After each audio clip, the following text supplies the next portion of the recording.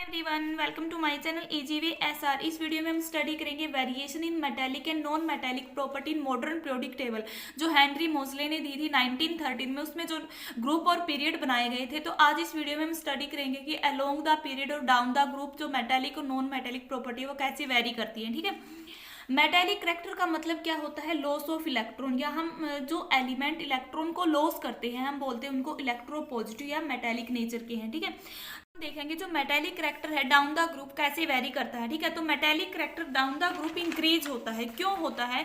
क्योंकि जैसे हमने यहाँ पे एग्जांपल उठाए हैं, ये क्या हमने ग्रुप फर्स्ट के एलिमेंट उठाए, हाइड्रोजन, लिथियम, सोडियम, पोटासियम। ठीक है, हाइड्रोजन का एटॉमिक नंबर 1 होता है, लिथियम का 3, सोडियम का 11 और पोटासियम का 19। ठीक है, तो जैसे ही हम इनकी सेल्स के अंदर इलेक्ट्रॉनिक कन्फिग्रेशन हम देखते हैं तो हाइड्रोजन में ओनली 1 सेल आती है। ठीक है, और लिथियम की जब हम इलेक्ट्रॉन को प्लेस करते हैं, इनके अरेंजमेंट करते हैं सेल में, तो वहाँ पे नंबर ऑफ सेल 2 आती है। ठीक है, और सोडियम में नंबर ऑफ सेल 3 आती है, क्योंकि फर्स्ट सेल के में 2 इलेक्ट्रॉन आएंगे, नेक्स्ट में 8 आएंगे, टोटल नंबर ऑफ इलेक्ट्रॉन 11 है। तो आउटर मोस्ट सेल जो इसकी क्या होगी, एम सेल होगी, उसमें 1 इलेक्ट्रॉन आएंगे। ठीक है, ऐसे ही जो पोटाशियम है उसमें क्या होंगे, टोटल नंबर ऑफ सेल कितनी होंगी, 4 होंगी। तो जैसे हम डाउन द ग्रुप जाते हैं तो एटॉमिक नंबर इंक्रीज होता है। एटॉमिक नंबर इंक्रीज होने के साथ क्या होते हैं, यहाँ पे नंबर ऑफ सेल इंक्रीज होती है। ठीक है, जैसे कि हाइड्रोजन में 1 सेल थी, लिथियम में 2 सेल आई, सोडियम में 3 सेल आई और पोटाशियम में क्या आई है, 4 सेल आई। ठीक है, तो जैसे जैसे डाउन द ग्रुप जाते हैं तो नंबर ऑफ सेल इंक्रीज होती है। नंबर ऑफ सेल इंक्रीज होंगी तो जो ये डिस्टेंस है न्यूक्लियस का और आउटर मोस्ट सेल का, ये भी क्या होगा, इंक्रीज होगा। ठीक है, जो इनके बीच का ये डिस्टेंस इंक्रीज होगा, इसका मतलब क्या होगा, एटॉमिक साइज इंक्रीज होता है डाउन द ग्रुप। ठीक है, एटॉमिक साइज क्या होगा, इंक्रीज होगा डाउन द ग्रुप। क्या होता है, डाउन द ग्रुप में एटॉमिक साइज इंक्रीज होता है। तो जो ये आउटर मोस्ट इलेक्ट्रॉन होंगे, जो इसके वैलेंस इलेक्ट्रॉन होंगे, वो इस न्यूक्लियस से क्या होंगे, दूर होंगे।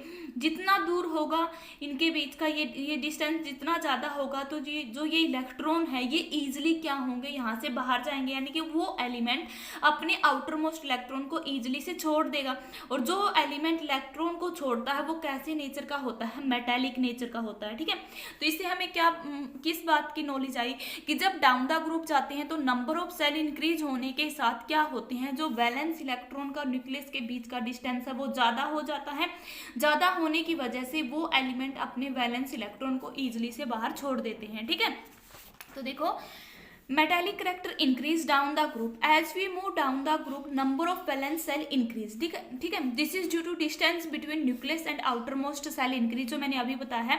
ये डिस्टेंस इंक्रीज होगा तो इफेक्टिव न्यूक्लियर चार्ज जो वैलेंस इलेक्ट्रॉन के ऊपर रहेगा वो डिक्रीज होगा। ठीक है, therefore valence electron farther away from the nucleus it can be easily lost. ठीक है, तो ये क्या होंगे, जो आउटर मोस्ट इलेक्ट्रॉन होंगे वो न्यूक्लियस से दूर होंगे, और जितनी दूरी होती है न्यूक्लियस के बीच में आउटर मोस्ट इलेक्ट्रॉन में, वो इतनी ही जल्दी से क्या हो जाते हैं, लॉस्ट किए जाते हैं एलिमेंट के द्वारा। ठीक है, तो इसीलिए क्या होता है, down the group metallic character increase होता है। ठीक है, जैसे हम यहाँ पे जाएंगे, ऊपर से नीचे आते हैं, लिथियम से जैसे सोडियम पे आए हैं। अगर इन तीनों में से आपसे ये पूछा जाए कि किसका मेटालिक करैक्टर ज़्यादा है, पोटाशियम का है, उसके बाद सोडियम का है और उसके बाद लिथियम का है। ठीक है, लिथियम का क्यों है लो मेटालिक करैक्टर, क्योंकि इसका एटॉमिक नंबर कम है, नंबर ऑफ सेल कम है, और इनके आउटर मोस्ट सेल और न्यूक्लियस के बीच का डिस्टेंस कम है, यानी कि इसका साइज छोटा है। साइज छोटा है तो जो वैलेंस इलेक्ट्रॉन है वो क्या होंगे, नियरली होंगे, न्यूक्लियस के नियरली होंगे, तो में जो इफेक्टिव न्यूक्लियर चार्ज है वो ज्यादा होगा एज कम्पेयर टू पोटाशियम से। इसीलिए वो क्या है, इजीली अपने इलेक्ट्रॉन को लॉस नहीं कर सकता लिथियम एटम। ठीक है, अब आई पीरियड की बारी की पीरियड में कैसे वेरी करते हैं जो मेटालिक करैक्टर है। देखो, जो मॉडर्न पीरियोडिक टेबल है वो जो मेटल होती है वो लेफ्ट हैंड साइड में रखी जाती है। ठीक है, मॉडर्न पीरियोडिक टेबल में मेटल को कहाँ रखा जाता है, लेफ्ट हैंड साइड में। जैसे कि यहाँ पे ये है left hand side modern periodic table की, और ये है राइट हैंड साइड। जैसे हम पीरियड में लेफ्ट टू राइट जाते हैं, ठीक है, यानी कि यहाँ से लेफ्ट टू राइट आते हैं, तो अब हम देखेंगे इनके मेटेलिक करैक्टर पे क्या इफेक्ट पड़ता है। ठीक है, तो हमने इससे पहले वाली वीडियो में एटॉमिक साइज के बारे में पढ़ा था, तो वहाँ पे एक वर्ड आया था इफेक्टिव न्यूक्लियर चार्ज, ठीक है। इफेक्टिव न्यूक्लियर चार्ज अगर ज्यादा होता है तो मेटेलिक करैक्टर कम होता है, यानी कि हम बोल सकते हैं जो इफेक्टिव न्यूक्लियर चार्ज होता है वो इनवर्सली प्रोपोर्शनल होता है किसके, मेटेलिक करैक्टर के, या हम बोल सकते हैं इलेक्ट्रोपॉजिटिविटी के, ठीक है। तो अब देखो अगर इफेक्टिव न्यूक्लियर चार्ज ज्यादा हुआ तो मेटेलिक करैक्टर कम होगा। तो ये अप्लाई होता है पीरियड में। जब हम पीरियड में मूव करते हैं लेफ्ट टू राइट, जैसे हम सेकंड पीरियड या फर्स्ट पीरियड, आपकी मर्जी है कौन से भी पीरियड के एलिमेंट उठा सकते हो। जैसे हमने उठाया थर्ड पीरियड के एलिमेंट सोडियम, मैग्नीशियम, एल्यूमिनियम और क्या, सिलिकॉन, फास्फोरस, सल्फर, ठीक है। ये क्या है, लेफ्ट टू राइट हम मूव करते हैं। जब लेफ्ट टू राइट मूव किया जाता है तो इनका एटॉमिक नंबर इंक्रीज होता है 1 यूनिट से, जैसे कि सोडियम का 11 है एटॉमिक नंबर, इसका 12, एल्यूमिनियम का 13, सिलिकॉन का 14, फास्फोरस का 15, इसका 16, ठीक है। तो जैसे हम ऐसे मूव करते हैं इसमें जो वैलेंस इलेक्ट्रॉन है वो तो एक एक यूनिट से इंक्रीज होते हैं, but number of shell same रहती है, ठीक है।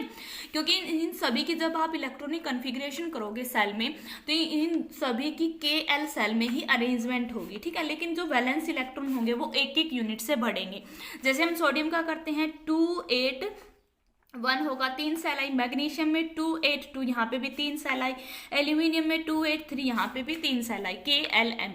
कौन कौन सी सेल आई है, KLM। बट यहाँ पे वैलेंस इलेक्ट्रॉन 1 है, यहाँ पे 2 है। देखो वैलेंस इलेक्ट्रॉन एक एक यूनिट से बढ़ रहे हैं।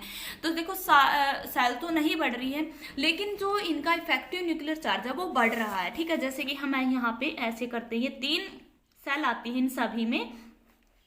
जो सोडियम उसमें वैलेंस इलेक्ट्रॉन 1 था, मैग्नीशियम में वैलेंस इलेक्ट्रॉन 2 थे। तो जो इफेक्टिव न्यूक्लियर चार्ज है वो बढ़ता है जब हम मूव करते हैं लेफ्ट टू राइट, ठीक है। तो इफेक्टिव न्यूक्लियर चार्ज में जो प्रोटॉन प्रेजेंट होते हैं न्यूक्लियस में, इफेक्टिव न्यूक्लियर चार्ज का बढ़ने से मतलब क्या होता है, साइज डिक्रीज होता है इनका। और जो प्रोटॉन प्रेजेंट होते हैं न्यूक्लियस में ये क्या होते हैं, ईजिली क्या कर सकते हैं, अट्रैक्ट करेंगे इनकमिंग इलेक्ट्रॉन को, ठीक है। क्योंकि क्या होता है यहाँ पे, क्यों जो इफेक्टिव न्यूक्लियर चार्ज के बढ़ने से क्या होगा, इसका साइज डिक्रीज होगा तो जो ये इलेक्ट्रॉन होंगे आउटर मोस्ट सेल में ये क्या होंगे, पुल होंगे टुवर्ड द न्यूक्लियस, ठीक है। तो ये इसकी तरफ आएंगे, यहाँ पे आएंगे तो ये क्या होंगे, इससे टाइटली बाउंड होंगे वैलेंस इलेक्ट्रॉन, तो ये इजिली से छोड़ नहीं सकता बाहर, इसलिए क्या होता है, लेफ्ट टू राइट जो मेटेलिक करैक्टर वो डिक्रीज होता है, ठीक है।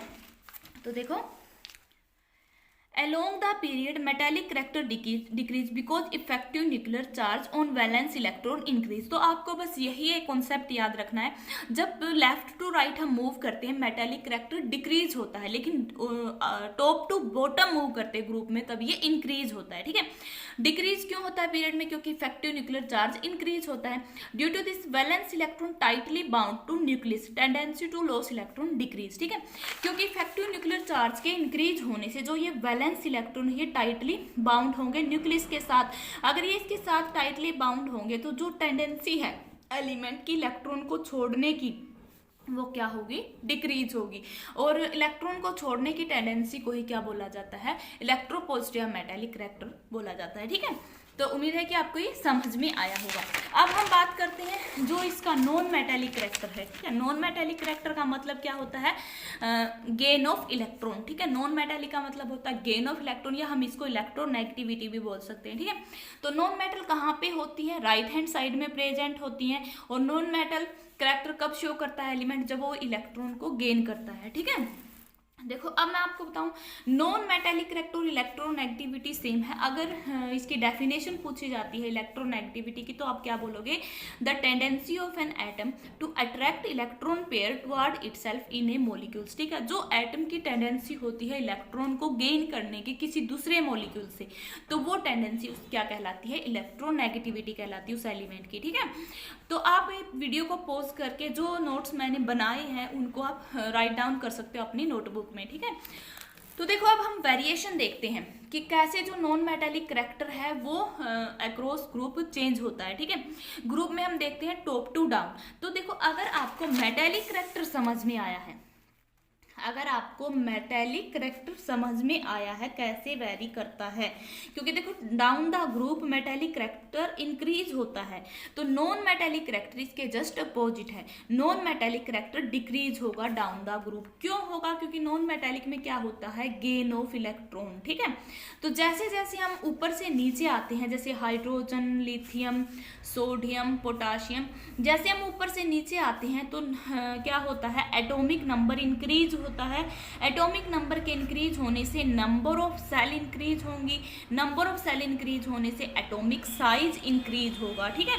एटॉमिक साइज इंक्रीज होगा तो जैसे क्या होता है, हाइड्रोजन हम ऐसे बनाते हैं, लिथियम में ऐसे 2 सेल आएंगी और सोडियम में नंबर ऑफ सेल 3 आती है, ठीक है। जैसे हम डाउन द ग्रुप जाते हैं तो नंबर ऑफ सेल इंक्रीज होती है।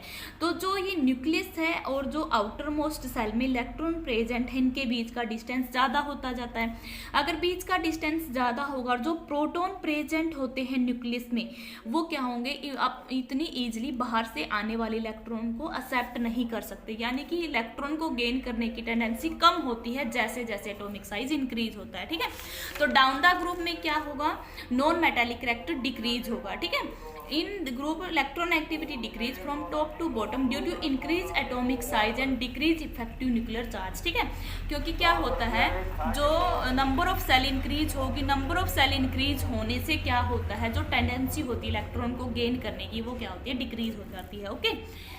अब देखो, जो एक नोट मैं यहाँ पे बताऊं, जो न्यूक्लियर चार्ज होता है, न्यूक्लियर चार्ज डायरेक्टली प्रोपोर्शनल होगा इलेक्ट्रोनेगेटिविटी के, इन्वर्सली प्रोपोर्शनल होता है इलेक्ट्रोपॉजिटिविटी के, और डायरेक्टली प्रोपोर्शनल होता है किसके, इलेक्ट्रोनेगेटिविटी के, ठीक है।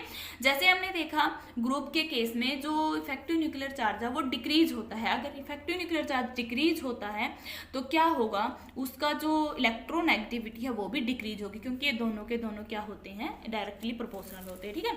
तो क्या कंक्लूजन निकला, डाउन द ग्रुप में नॉन मेटेलिक करेक्टर डिक्रीज होता है, ठीक है, क्योंकि नंबर ऑफ सेल इंक्रीज होती है और जो प्रोटॉन प्रेजेंट होते हैं वो क्या करते हैं, इजिली से इनकमिंग इलेक्ट्रॉन को अट्रैक्ट नहीं कर पाते, ठीक है।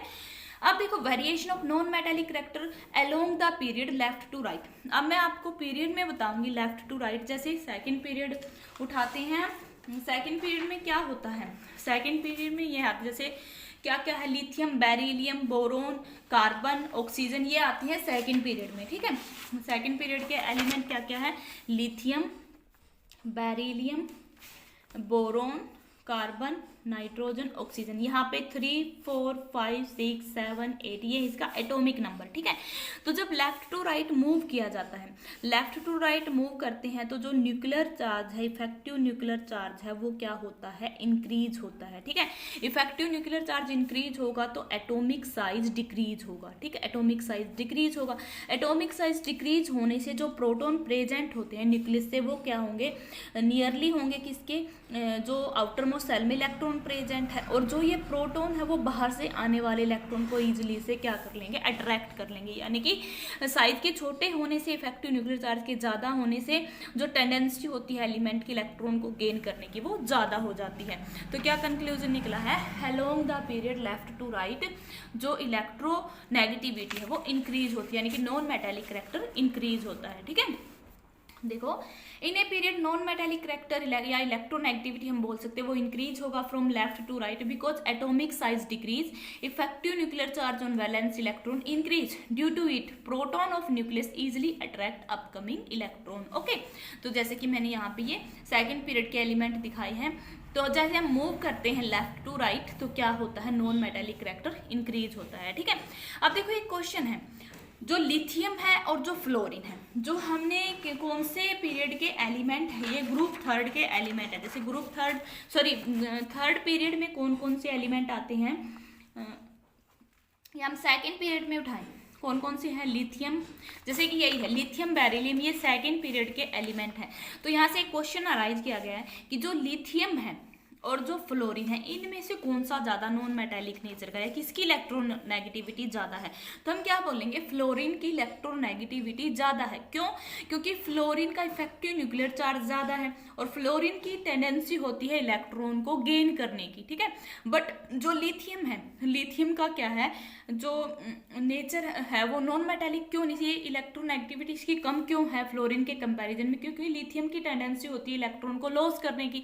जब लिथियम एक इलेक्ट्रॉन को लॉस कर देगा तो ये अटेन करेगा नोबल गैस कॉन्फिगरेशन ने, बट जब फ्लोरीन एक इलेक्ट्रॉन को गेन करेगा तो ये अटेन करेगा नोबल गैस कॉन्फिगरेशन को, ठीक है। तो इसका रीजन आप क्या डालोगे, फ्लोरीन की इलेक्ट्रोनेगेटिविटी ज्यादा क्यों है? क्योंकि इफेक्टिव न्यूक्लियर चार्ज है जो फ्लोरीन का वो ज्यादा है, ओके।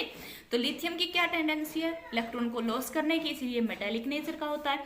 और फ्लोरीन की टेंडेंसी क्या होती है, इलेक्ट्रॉन को एक्सेप्ट करने की, क्या करने के लिए, स्टेबिलिटी को अटेन करने के लिए, नोबल गैस कॉन्फिगरेशन को अटेन करने के लिए, ठीक है। उम्मीद है आपको ये समझ में आया होगा मेटेलिक और नॉन मेटेलिक करैक्टर कैसे चेंज होते हैं डाउन द ग्रुप और अलोंग द पीरियड। अगर फिर भी आपकी कोई भी प्रॉब्लम है इस टॉपिक से रिलेटेड तो आप कमेंट बॉक्स में अपनी प्रॉब्लम को पूछ सकते हो। अगर वीडियो अच्छी लगी तो लाइक शेयर और सब्सक्राइब जरूर करें। Thanks for watching this video.